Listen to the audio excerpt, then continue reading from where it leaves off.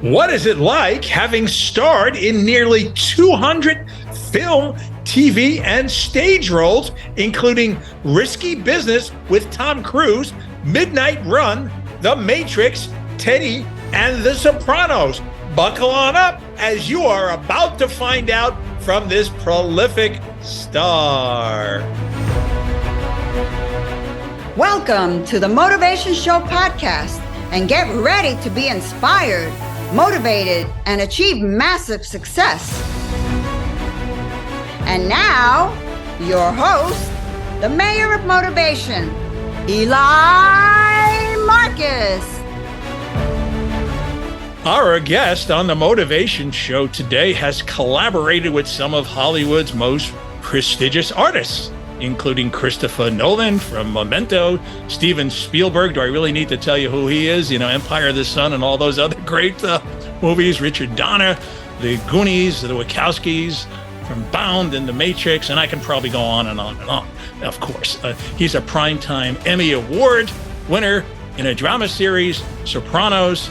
He starred with this 21-year-old kid, Tom Cruise, back in 1983. Welcome to the Motivation Show, JOE Pantoliano. That's when we were motivated, when we were kids. Absolutely. Speaking of kids, tell me, what was it like growing up? And did you always have these acting chops? And did you always want to be this actor?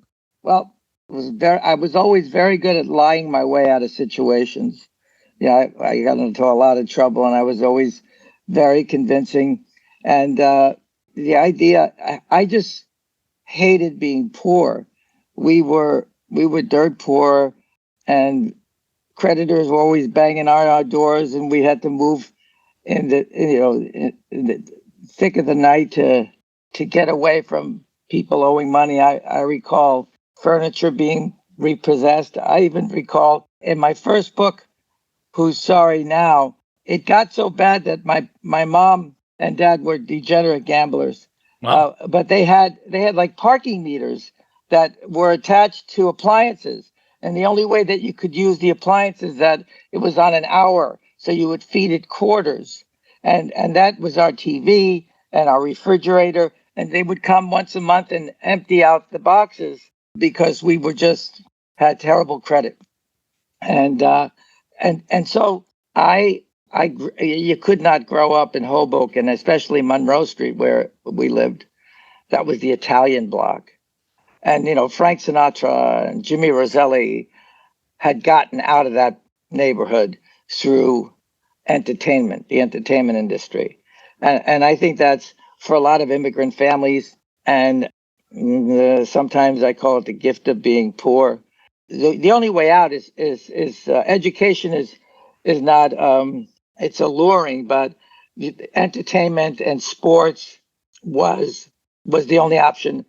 Entertainment was the only option I had. But a lot of the kids that I grew up with, football and baseball and scholarships that way. But the idea of being in show business was attainable because there were several of my mom's friends that actually had appeared on her 12-inch black and white television set. And I thought, well, with two reasons. I thought the idea of being immortalized inside that TV set, that even when I was dead and gone, that there would be evidence of my existence long after my demise.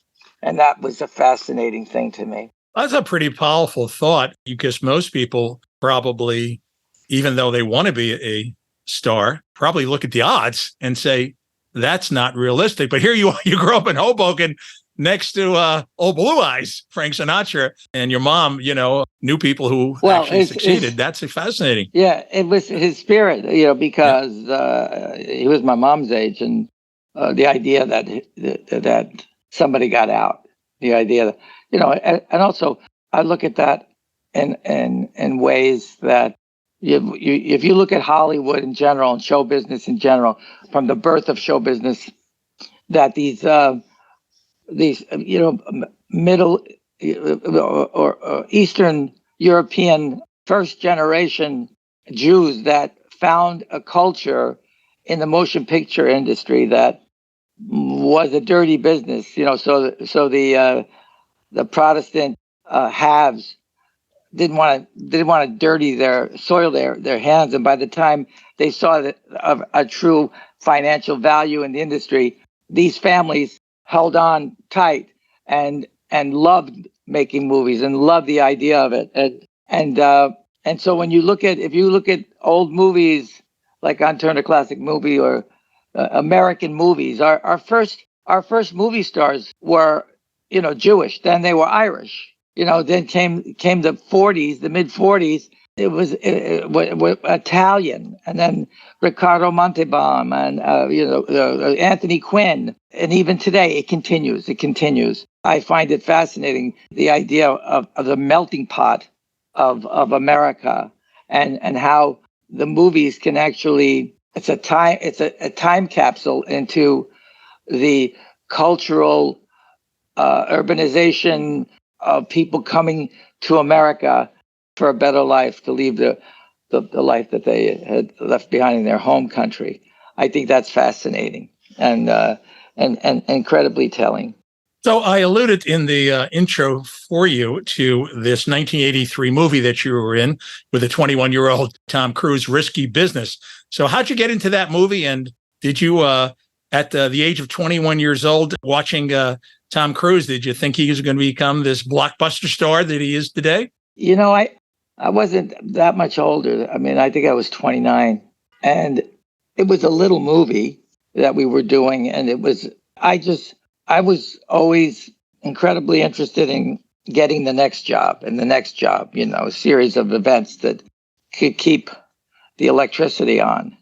And I had a traumatic compulsion of wanting to pay my bills because of the environment that I grew up in. And so, like the general public might think about show business, I never thought that way. I never thought about stardom. I never, there's two types of acting. There's good acting and bad acting. And in making that movie, I was surrounded by a lot of really good actors. And I think Tom was very ambitious, but I always felt that his ambition was in being really good at his craft. The general public makes stars. It doesn't hurt to have a role-defining character in the character that Tom Cruise got to play. But, I can't speak for him. I was too busy building my own career and wanting to get the next job and the next job. But personally, they were making a lot of those movies back in 83 and 82. And I just thought it was going to be one of the others, just another one. I didn't have a clue as to how they would turn out. I was just, finished one job and trying to get the next one. Keep saying yes and turn those lights on, right, Joe? Turn the lights on, make a living at it, and anything over that is gravy. Yeah, I like that, actually, So you did like over 100 like films and stage performances. That's a very old bio of I think it's up to 200 now. Okay, let's boost it up to 200. So that's a lot.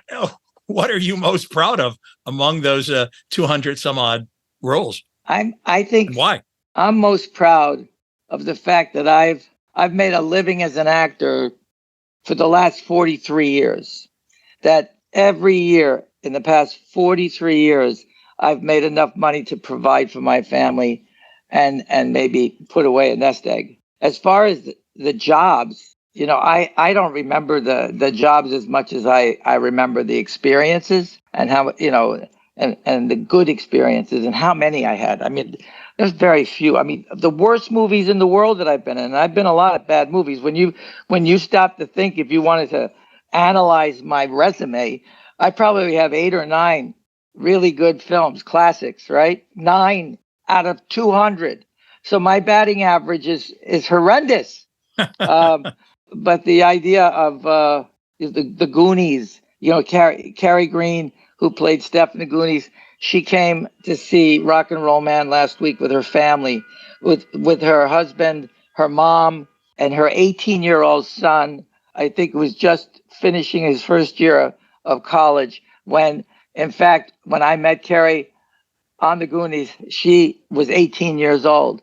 I mean, those kinds of memories, to have relationships and friendships with, most of the Goonie cast. I mean, Josh and Sean and Corey and Key Kwan, after 40 years, wins an Academy Award when he was out of the business for 20 of those years.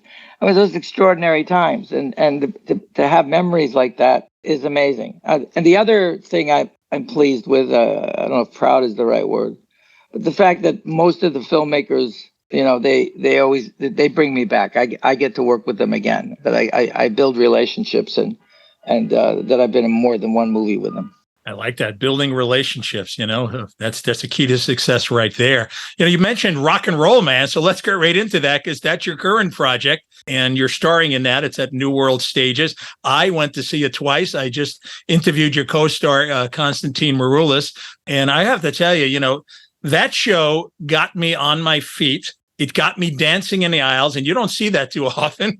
I've seen over 400 shows, and I'm really kind of blown away at that. What I wanted to ask you is, I would think that someone of your stature could probably have his pick of roles these days, and it might not be like it used to be in the old days where you just, felt like you had to say yes to everything. Why did you take this part? What intrigued you?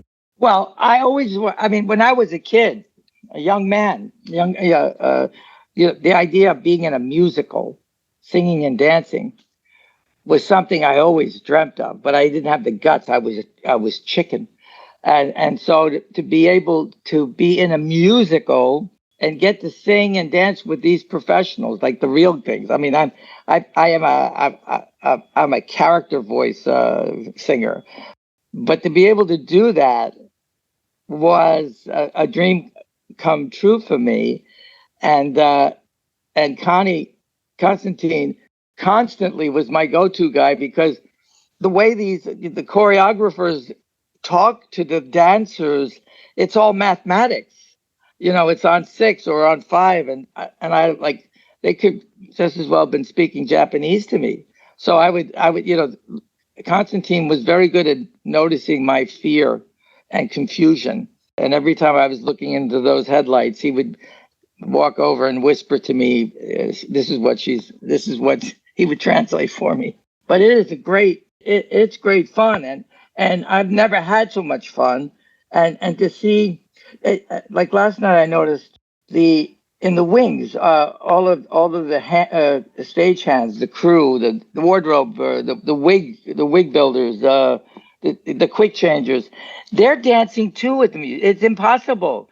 I said I want to make a documentary called "It's Hard to Be Depressed When You're Dancing," because everybody's moving, and now I've noticed in the last several performances that it's like the audiences are interacting with us. They're talking to us while we're performing. They're singing along with us. They're dancing in the aisles. And when Hoover, the bad guy, comes out, they boo him and J. Edgar Hoover, and they they'll yell at him, and it's fantastic. It's like it's getting richer and richer and better, and the audiences, I guess the word of mouth has been great. So they're coming, and like you said, people are seeing it more than once. Well, you were honestly, you were friggin' hilarious, and that's why I wanted to interview you. You played the two characters, very much different characters, and not easy to pull off. You played Leo Mintz and Morris Levy. Tell us about those two characters. Well, Leo Mintz is these are real characters in the life of Alan Freed. It's not a documentary, so I mean, Morris has a much more illustrious, dark past. The other shows have had characters based on Morris Levy, and Leo was a mentor and introduced rock and roll and the rhythm and music, what they called then colored music, because it was segregated. So in 1951, when Alan heard this music for the first time, there were colored stations and white stations, and Alan fell in love with the music, but he continued to hit a brick wall, and his station managers not playing the music because it was for colored people, not white people.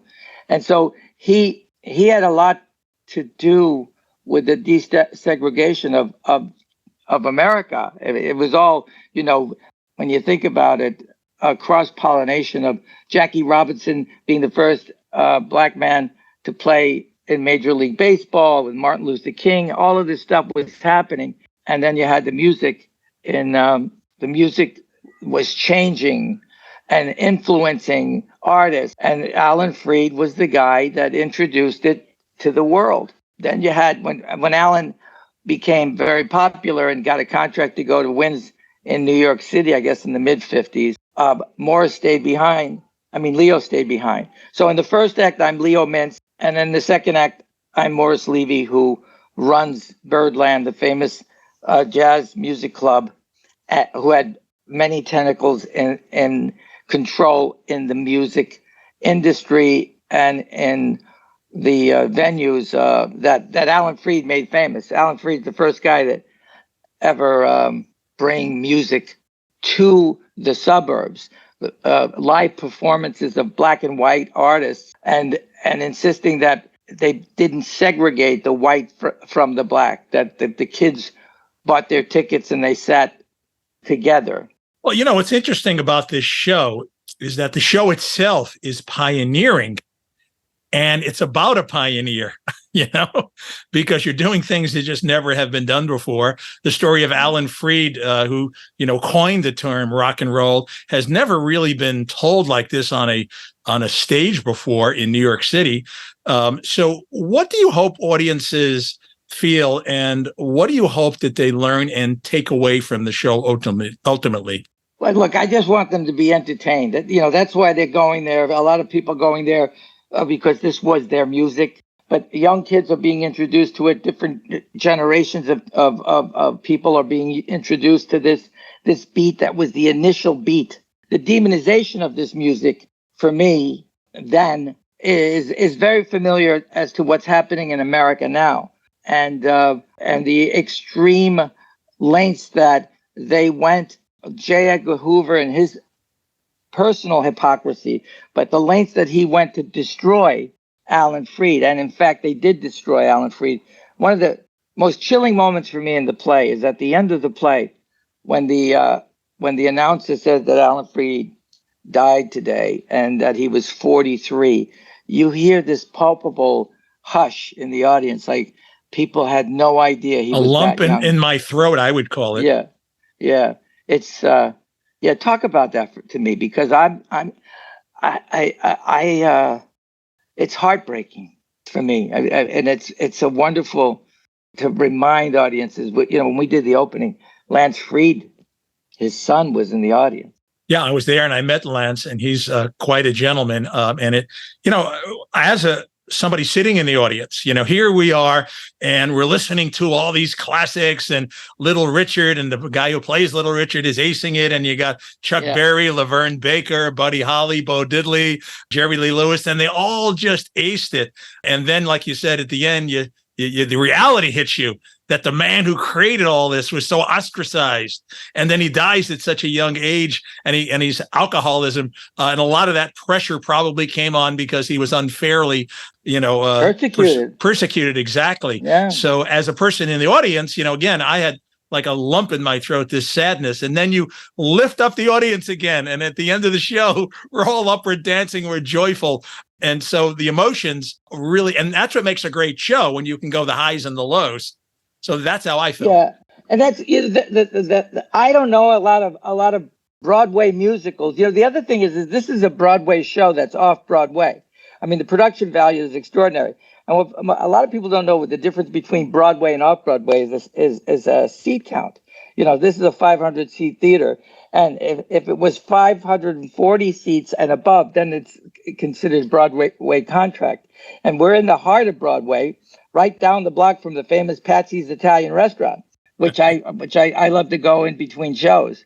Our mutual friend Sal, 79 years Sal. and running. Yep, West 56. So the idea that you're being entertained like this, but it's a musical dramedy. So tell me a little bit about what you would like to see in terms of longevity in your future. What is in the future for Joe? Hopefully I don't die soon. That's a good start. Yeah, I got a lot of friends that are dying. I'm at that age. The human body is pretty much designed to last to 74 years. Anything after that is gravy. I'll be 72 in September. So I want to work as long as I can because I love acting and it And makes that's me why you're going to happy. live long, because you're in your passion. You love what you do. And studies and research show if you're doing what you love, actually people who work and do what they love, or past retirement age live a lot longer than those that retire and really, don't have a lot to do. So I think you're going to be around a long time, Joe. Well, I hope you're right, and I hope people my age are around long enough to see Rock and Roll Man, Yeah. because that makes you feel young too. Well, I got to tell you, like I said, I saw it twice. I've seen over 400 shows. I'm going to go back and see it again because the producer that we both love, Rose Kiola, has told me that the show keeps getting better. So I saw it in previews. So now I got to see you guys with, a little bit of performances under your belt. I got to get back there. And, yeah. And now that you've opened, right? Yeah. Yeah. I mean, especially because it's evolving.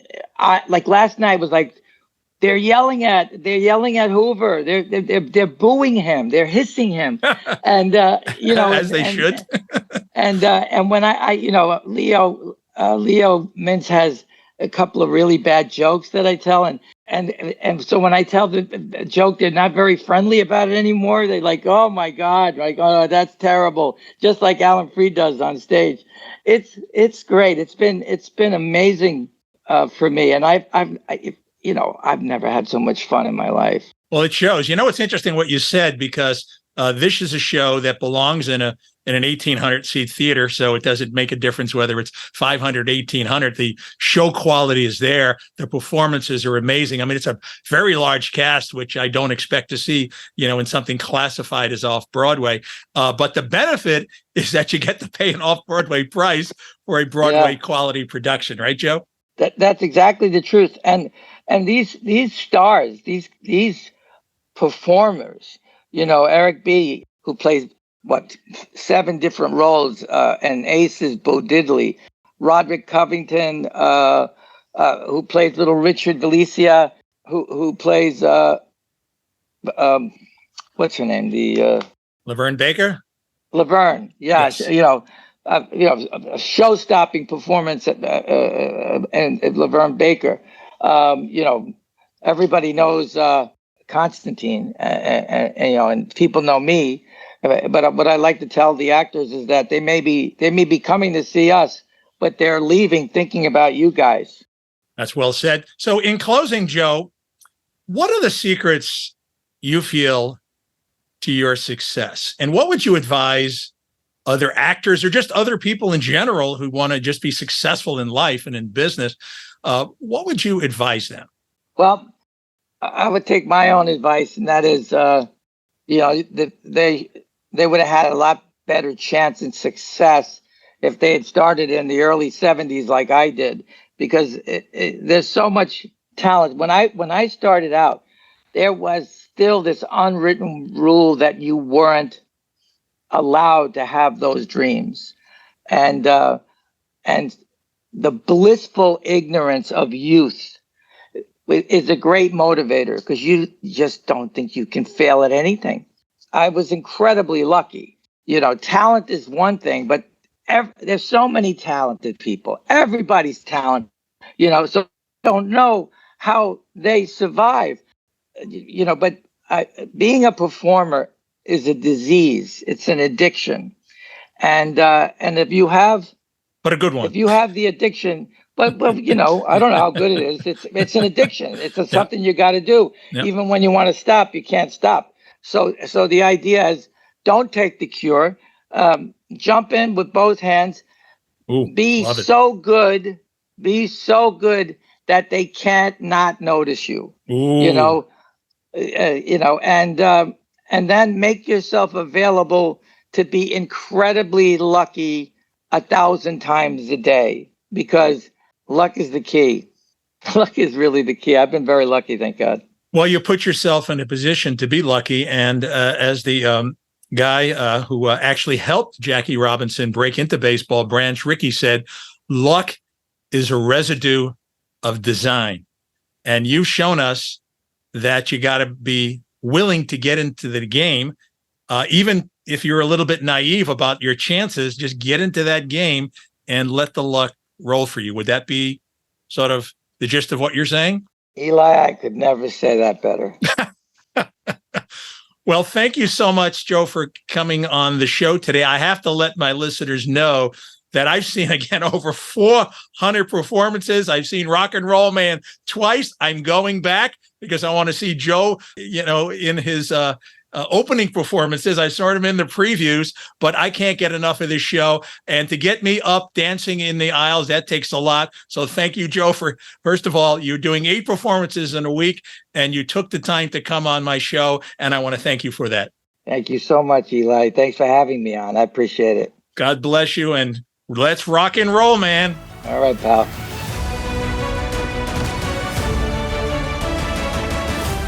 If you would like to inquire about having Eli motivate your team, speak at your event, or coach you personally for massive success, email themotivationshow@gmail.com. That's themotivationshow@gmail.com.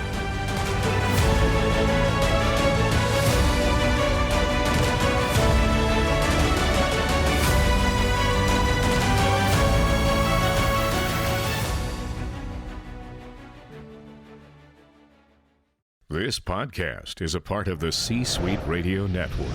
For more top business podcasts, visit c-suiteradio.com.